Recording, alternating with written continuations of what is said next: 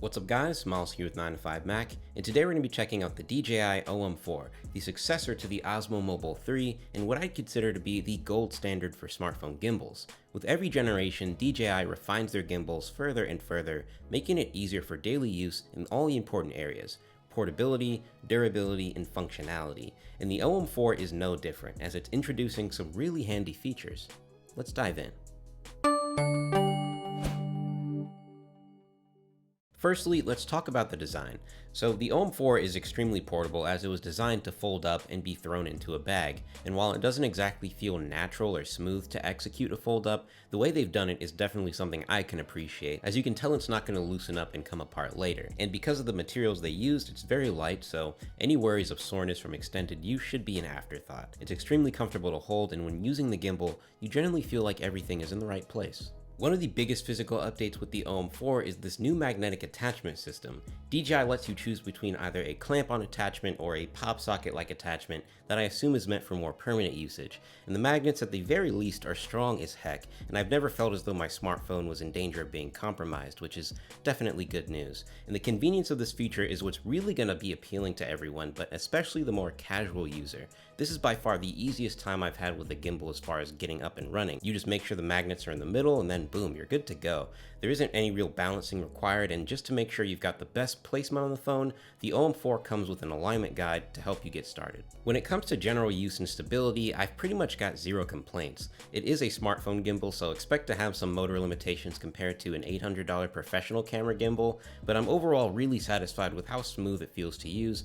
Running, walking, upside down shots, the OM4 will perform well through it all. The power of this gimbal really comes from the DJI Mimo app, which you're definitely going to need when picking this up if you want to take advantage of every feature that the gimbal has to offer. The first nice one being the zoom feature, which is definitely going to eliminate any need to physically interact with the smartphone itself, and right here you've got your M button, which quickly lets you switch between photo and video mode. Gesture control is also a neat feature that enables you to record video or take a photo with just a simple hand gesture. As far as the speed in which it takes to recognize a gesture, it isn't perfect, not that you should expect it to be, but it works well enough to call it reliable, as long as you're not relying on the timing per se. There are a bunch of different modes in the settings here that we're going to play with and show how well they work, and I figured the best way to do that is with a cinematic sequence showcasing every feature that the gimbal has to offer.